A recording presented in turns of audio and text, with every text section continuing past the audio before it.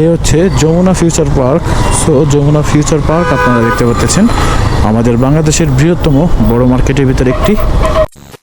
Everyone, আমরা এখন দাঁড়িয়ে আছি সেই যমুনা ফিউচার পার্কের সামনে। এখানে বেশি যানজট হওয়ার কারণ হচ্ছে রাস্তার বাম পাশে কাজ চলতেছে, আর এখানে একটা ব্রিগেড দিয়ে তারপর আসলে কাজগুলো চলতেছে, যার কারণে রাস্তাটা ছোট হয়ে গেছে। আর এই কারণে আসলে এখানে প্রচুর পরিমাণ জ্যামজট লেগে গেছে। আর যেখানে 10 মিনিটের পথ ছিল সেখানে আমাদের পথটা হয়ে গেছে প্রায় 1 ঘন্টার। এই যে এখানে এই যে ক্রেন দিয়ে রাস্তা কেটে মাটি খুঁড়ে হয়তো বা পানির লাইন বা ড্রেনের কোনো কাজ চলতেছে। আর ঢাকাতে এটা একটা বড় সমস্যা যে রাস্তাঘাট কাটাকাটি প্রতি বছরে 2, 4, 5 বার হয়েই থাকে। হয়তো গ্যাসের লাইন প্রবলেম হয়, নাই পানির লাইনে প্রবলেম হয়। এই হচ্ছে যমুনা ফিউচার পার্ক আমার ডান পাশে, আর বাম পাশে আছে রাস্তা কাটতেছে।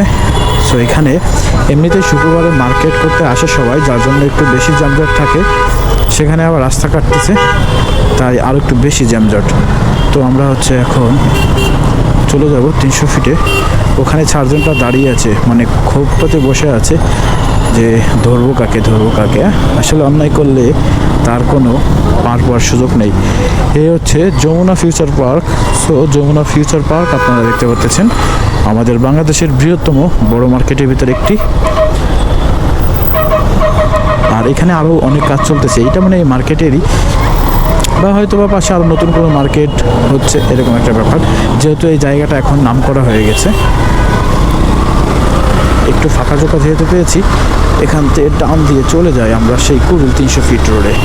আর সেই ভাইরাল জায়গাটা যাওয়ার জন্যই এত বেশি জ্যামজট ঠেলে চলে আসতেছি। না, আরেকটু সামনেই